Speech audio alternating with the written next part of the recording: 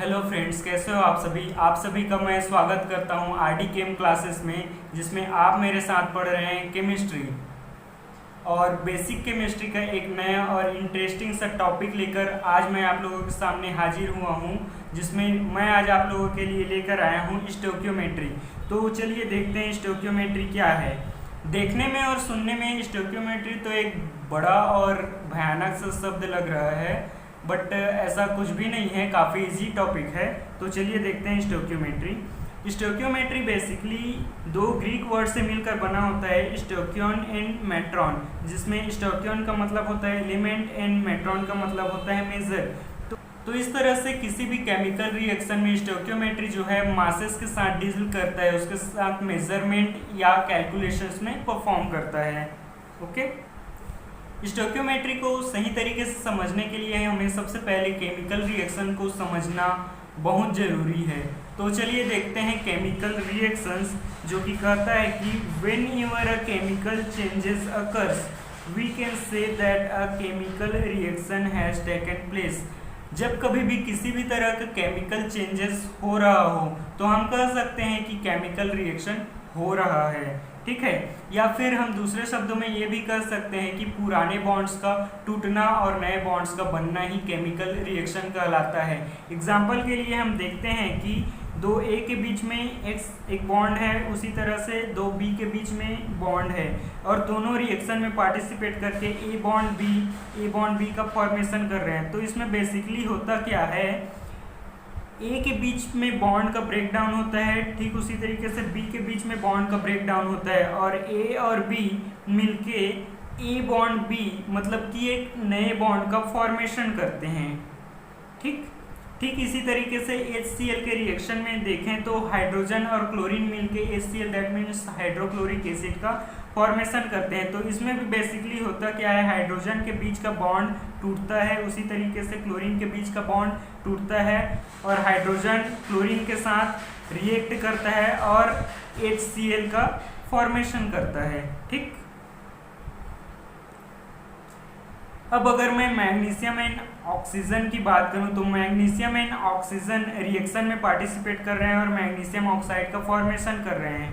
तो magnesium and oxygen reaction में participate कर रहे हैं, मतलब कि इनमें किसी न किसी तरह का केमिकल चेंजेस हो रहे हैं, तभी तो ये मैग्नीशियम ऑक्साइड का फॉर्मेशन कर रहे हैं, दैट इज केमिकल रिएक्शन हो रहा है। ओके, तो हम देखते हैं किसी भी केमिकल रिएक्शन में जो एरोलाइन होता है, एरोलाइन के लेफ्ट साइड जो होता है उसको हम रिएक्टेंट बोलते हैं, और उसी तरीके से एरोलाइन के जो राइट साइड में होता है उसको हम प्रोडक्ट बोलते हैं, जो कि नया रिएक्टेंट के थ्रू नया प्रोड्यूस हुआ होता है।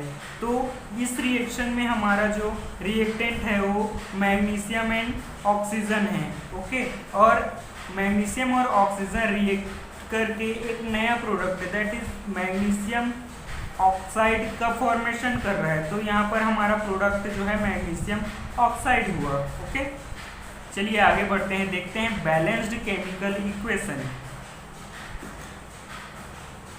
तो balanced chemical equation that is हमें किसी भी केमिकल रिएक्शन को बैलेंस करना क्यों पड़ता है, क्यों जरूरी है केमिकल इक्वेशन को बैलेंस करना। तो भैया हमें फॉलो करना होता है law of conservation of masses. Law of conservation of masses को सेटिस्फाई करना होता है।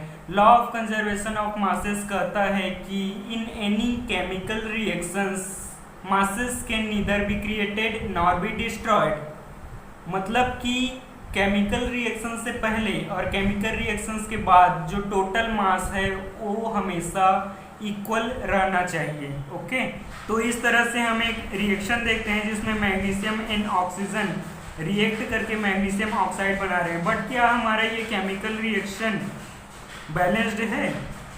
जी नहीं। हम देखते हैं रिएक्टेंट साइड में मैग्नीशियम एक एटम प्रेजेंट है, वहीं प्रोडक्ट साइड में मैग्नीशियम का एक एटम प्रेजेंट है, मतलब मैग्नीशियम तो बैलेंस्ड है। अब ऑक्सीजन की बात करें तो रिएक्टेंट साइड में ऑक्सीजन दो एटम्स हैं और वहीं प्रोडक्ट साइड में ऑक्सीजन का एक ही एटम प्रेजेंट है। तो यहाँ पर रिएक्शन बैलेंस्ड नहीं है। अब रिएक्शन को बैलेंस्ड करने के लिए हम क्या करेंगे, प्रोडक्ट को 2 से मल्टीप्लाई करेंगे, दैट इज 2 मैग्नीशियम ऑक्साइड हो जाएगा। अब हम देखते हैं कि रिएक्टेंट साइड में मैग्नीशियम तो एक ही एटम्स प्रेजेंट है, बट प्रोडक्ट साइड में मैग्नीशियम का 2 एटम हो गया। मतलब कि यहाँ पर ऑक्सीजन तो बैलेंस्ड हो गया लेकिन मैग्नीशियम का बैलेंस बिगड़ गया। तो अब मैग्नीशियम को बैलेंस करने के लिए हम क्या करेंगे,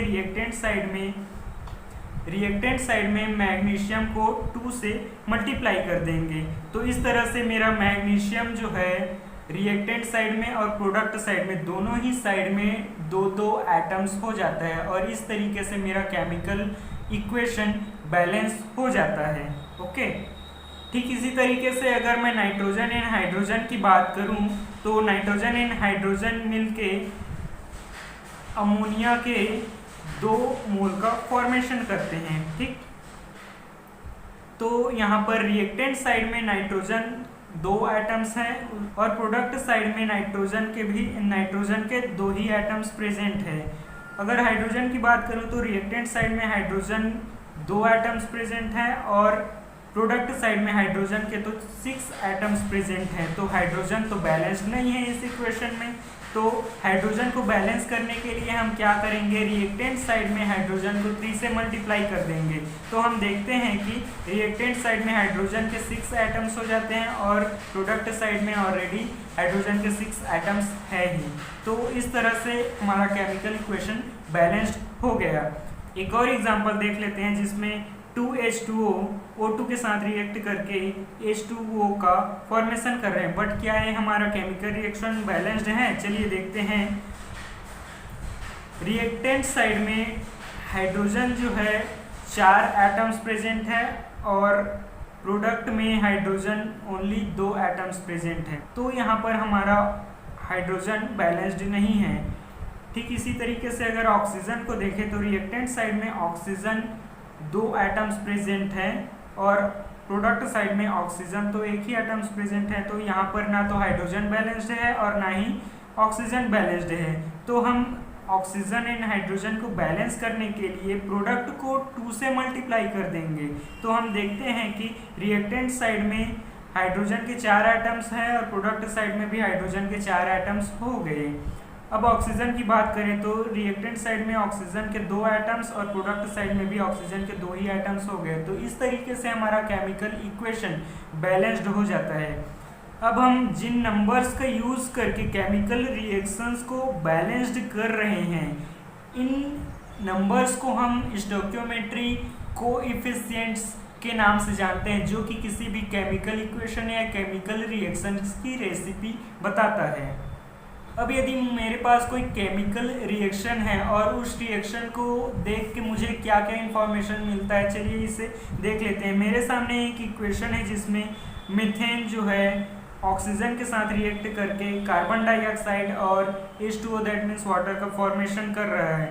तो इसमें अगर मैं मोल्स के टर्म्स में बात करूं तो सबसे पहला इंफॉर्मेशन मुझे मिलता है कि 1 मोल मीथेन 2 मोल ऑक्सीजन के साथ रिएक्ट करके 1 मोल कार्बन डाइऑक्साइड और 2 मोल H2O दैट मीन्स वाटर का फॉर्मेशन करता है। ठीक इसी तरीके से अगर मैं मॉलिक्यूल के टर्म्स में बात करूं तो 1 मॉलिक्यूल मीथेन 2 मॉलिक्यूल ऑक्सीजन के साथ रिएक्ट करता है और 1 मॉलिक्यूल कार्बन डाइऑक्साइड और 2 molecule of H2O that means water का फॉर्मेशन करता है। अब अगर मैं मासेस के टर्म्स में बात करूं तो 16 gram of methane 2 into 32 gram that means 64 gram of oxygen के साथ रिएक्ट करता है और 44 gram carbon dioxide and 2 into 18 gram that is 36 gram of H2O का फॉर्मेशन करता है। तो उम्मीद करता हूँ दोस्तों आज का ये स्टोइकियोमेट्री टॉपिक आपको काफ़ी अच्छा लगा होगा, काफ़ी पसंद आया होगा, आप लोगों ने काफ़ी एंजॉय भी किया होगा। और वीडियो अच्छा लगा हो तो please like share and subscribe जरूर कीजिए, जिससे मेरी अपकमिंग वीडियोस आप तक पहुंचती रहें। तो चलिए आज का क्लास यहीं पर समाप्त करते हैं। Thank you, take care.